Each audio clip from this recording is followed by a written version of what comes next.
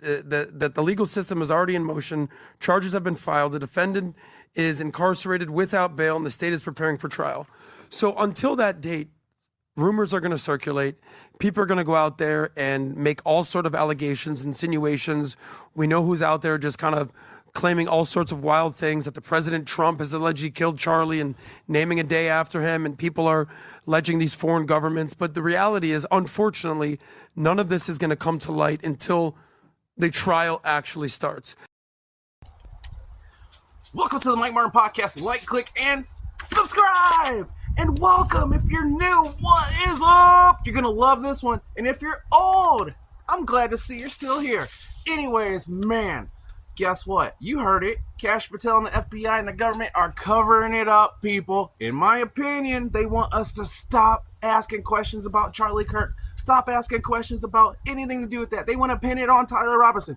What do you think? I'm going to show you some examples. None of this is going to come to light. There's allegations that they were involved. I think all this is going to... Made a video that is attacking Mikey, Charlie's friend, Charlie's chief of staff, a guy all of us know, a guy who we've seen on the show here the last few weeks. They are attacking him, claiming, based on a few seconds of clips, that he allegedly has like a nonchalant or calm reaction to Charlie's murder. He looks at him. See, Charlie gets shot. Look at Mikey. Mikey looks over at him. Mikey looks over at him. And Mikey's going like this. Walks behind the tent like this. Mikey's not on the phone somehow mysteriously dialing somebody up. He goes way back there probably before he gets on the phone to call.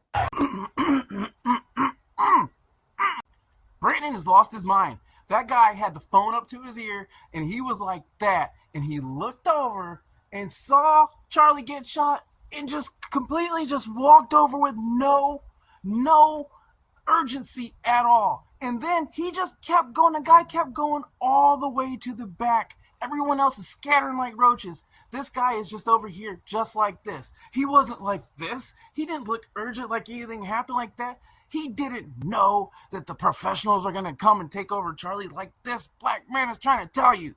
It's ridiculous. I can speak to that because I was there when it happened and I was next to Mikey when it happened. And what I can say is, I can't say every single thing that happened, but I want to talk about this specific narrow thing. Wait a second. What do you mean you can't say every single thing that happened? Why can't you say everything, but you want to speak to a certain thing? And you guys keep talking about Mikey. Mikey's been in the place, and he's been here at the chair. Where's Mikey? I don't see him. Why is Mikey not speaking up to say were allowed crack. We both thought. Both of us, I think at about the same time, realized that that means there is a shooter who is on the scene. And, you know, you just hear the crack, so you don't know, did it come from far away? Did it come from close? Is there a mass shooter unfolding right now? So I and him both had the reaction of, let's get out of here before we're both shot. That is not us abandoning Charlie. Charlie had a security team. They all leapt immediately into action, and they got Charlie out of there, which was what their job was to do. My job was not to get in the way and screw this up because, like, I had to be a hero. That was not my job. I remember even running past, both of us going past the SUV that we came in on, and me thinking, should I get in that car? And then thinking, no, that's a really stupid thing to do. And then I kept going. That all this stuff went through that dude's head in 1 second like that. That's bullcrap. And his team did the exact wrong thing. Anyone that has a neck injury, a back injury, you leave him lay there. It's called the ABCs. Airway, breathing, and circulatory system, people. Circulation, all this stuff.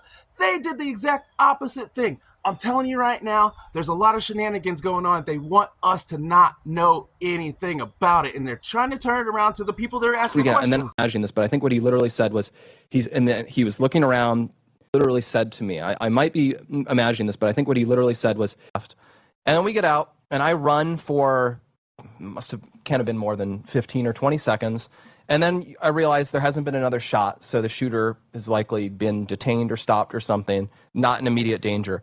I pause, I look around me, and I see Mikey.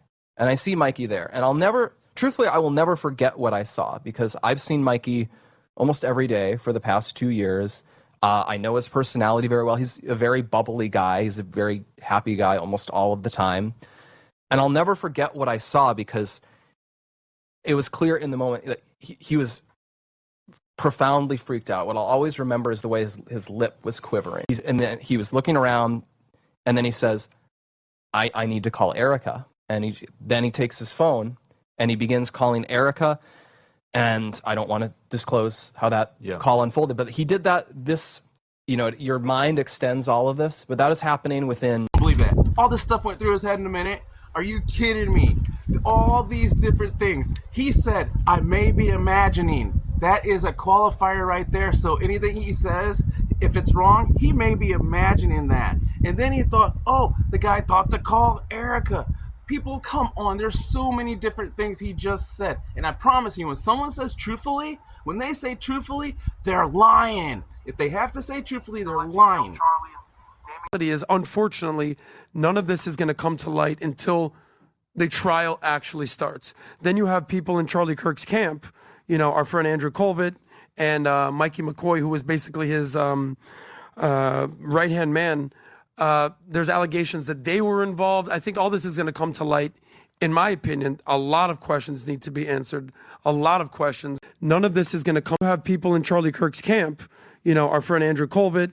And at this point, the most likely guilty person is this guy, Tyler Robinson. But a lot of things don't add up. I know that you've kind of down the path of loading the gun and jumping off the roof. There's a lot of questions. And his furry lover has been missing for how many weeks, Rob? Exactly. I think 6 weeks. So, 6 weeks. Doing this podcast and watching all these massive news stories is everybody, because of the internet, can just voice their opinion. We give a shout out to consume information, take it in, form your opinions. Don't make any final assessments until we get this information. Yeah. This Turning Point guy's covering up, but I want to know, what do you guys think? Do you think Cash Patel's covering up? Do you think Turning Point's involved? Or do you think they have Tyler Robinson, the right guy?